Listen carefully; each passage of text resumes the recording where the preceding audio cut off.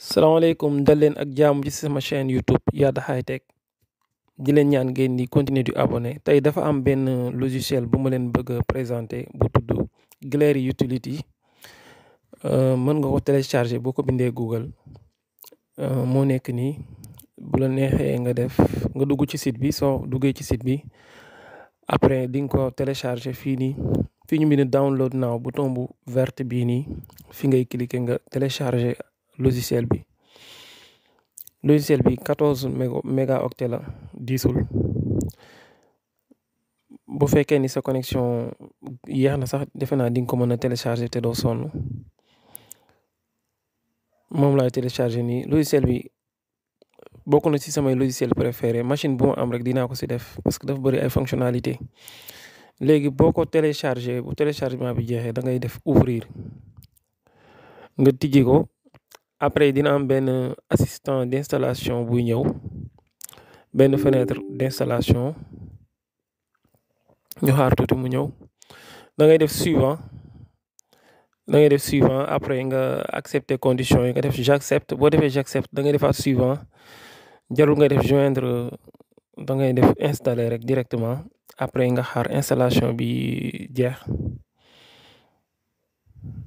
installation bi warul yàgg tamit.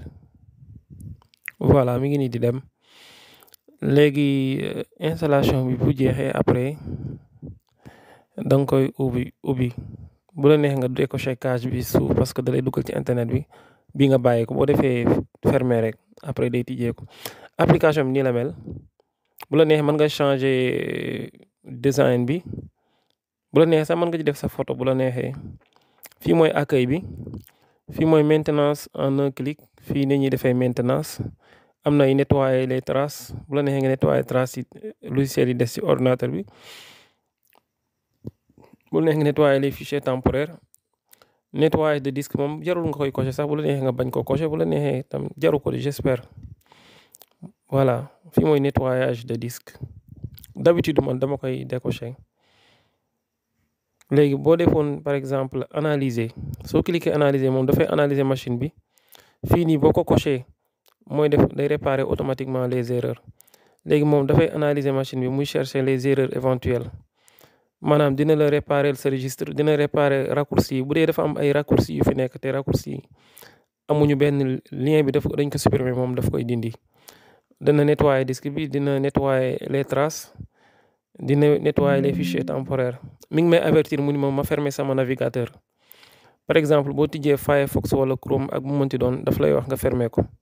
comme nii su ma fermé wul navigateur bi su ma defee oui moom daf koy fermeel boppam instant yi fermé na ko après mu continuer analyser parce que dafay gisoo fii nii 5 gigaoctets 5,44 yi nga xam ne mën naa ko récupérer ci sama ordinateur su ma ko fi bàyyi woon mën na dem ba yokk nga xam ni sama machine day mën na dem ba disque bi di commencer di fees.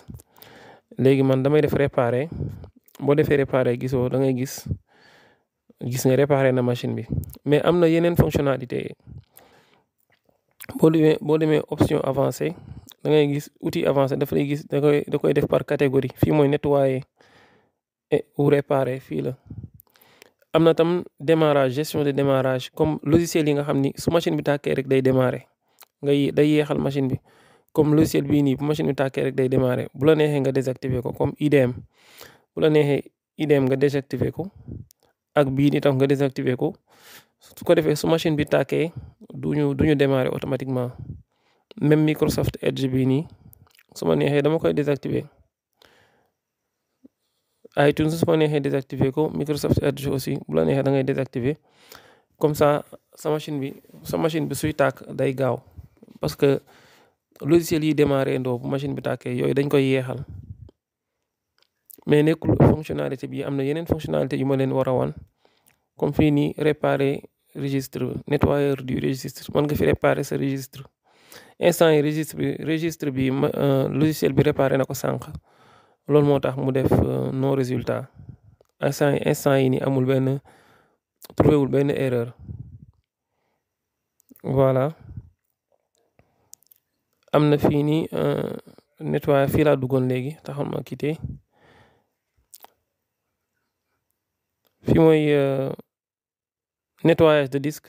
fii mooy gestionnaire des menus contextuels comme boo defee bouton droit. fii mooy espace de stockage bi. contrôleur de disque fii nii mën nga analyser sa disque mu wax la ñaata nga utiliser ak ñaata moo ci des. da koy analyser dina la indil fichier yi nekk ci machine bi yëpp selon disque bi nga sélectionné. après même bu dee am na ay fichier caché yoo xam ne gisoo ko moom dina la ko afficher. dama koy utiliser lu bëree bëri bii nii.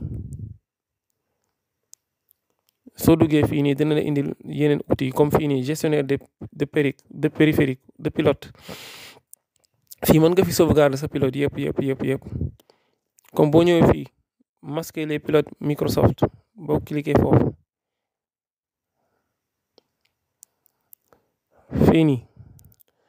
fii nii case bi boo ko coché man dama koy coché bala maa sauvegarder samay pilote. comme ça day masquer pilote yi nga xam ne day wàccaale ak machine bi. pilote yu rouge yi yëpp man maa leen ci installé woon. léegi damay def backup fii nii. ma jël benn dossier laay denc ci pilote yi. bu dee sama clé laa koy denc ma denc ko sama clé. nga xam ne su ma réinstallé sama ordinateur damay amaat pilote yi damay ñëw fii defaat restaurer. su ma defee restaurer après ma choisir ban disque laa ko restaurer woon. fii laay cliquer. nga xam ni après machine bi soo bëggee mise à jour pilote yi fii lañ koy mise à jour tamit. instant yi les pilotes sont à jour. fii nii mooy recherche de dossier vide. bu fekkonte ni tamit sa machine yi dafa am ay dossiers yoo xam dañu vide dara néew fa. fii mën na ko analyser nga supprimer leen. bi mooy recherche rapide. bu dee dafa am benn fichier bu la réer ci ordinateur bi nga koy wër. boo defee recherche rapide fii nii di nga ko gis parce que recherche bu garaaw la. fii nii mooy récupérateur de fichier. bu doon da nga am benn fichier boo supprimer ba pare comme ça clé USB nga formaté ko. bii nii dina la permettre nga retrouver waat fichier yi nga supprimer moo xam musique la moo xam vidéo wala moo xam texte la. boo defee recherche bu jeexee dana la afficher résultat bi. fichier yi nga xam ne supprimer woon nga lim ba pare. fii mooy fractionneur de fichier. waaw fii nii moom dama koy utiliser bëri na. boo doon déplacer benn fichier 5 giga nga ci benn clé te xajul ci clé bi bu la neexee da ngay daggate fichier bi.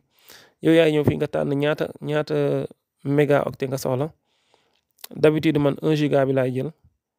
après su ma defee démarrer day diviser fichier bi partie yu bëri.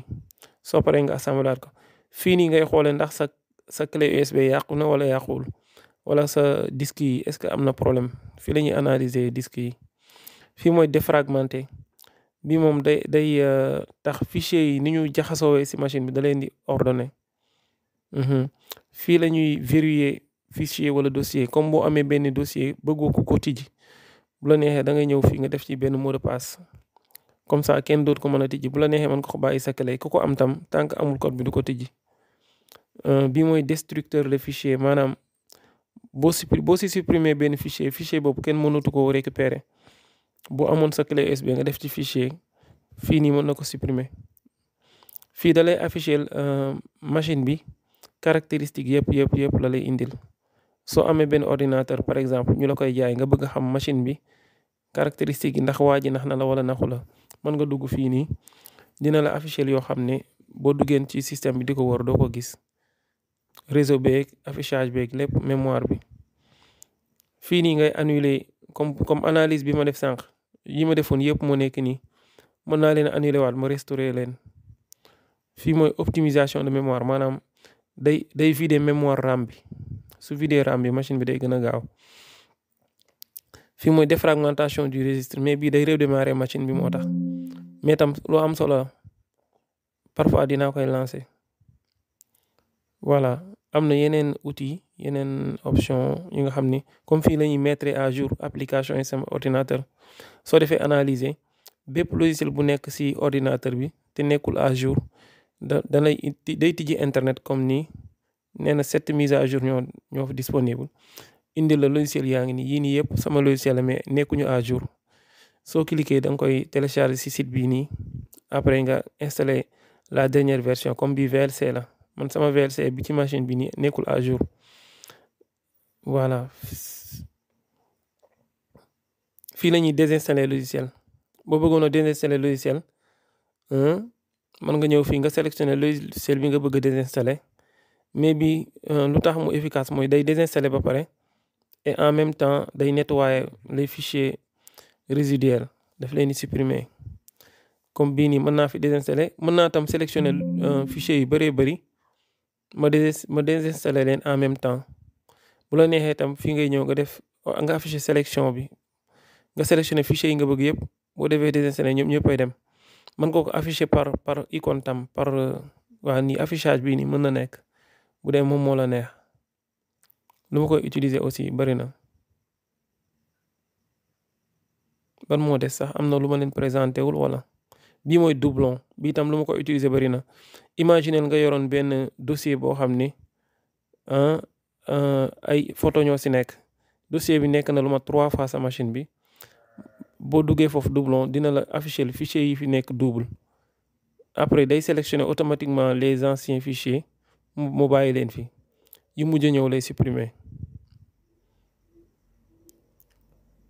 logiciel bi boo leen ko installé am na yoo xam ne sax même su ma leen ko présenté wul yéen incha allah xam naa di ngeen ko découvrir kon bu leen fàttee ngeen abonné sama chaîne Yada High Tech nga cliquer si ñaari vidéo yi wala nga cliquer si digg bi fii sama photo profil boo si cliquer foofu ngay abonné ci chaîne bi man maa ngi si TikTok aussi dinaa fay def ay vidéo mais YouTube bi aussi dinaa fiy def vidéo yi nga xam ne dañoo gudd voilà maa ngi leen jox daje ba beneen vidéo incha allah.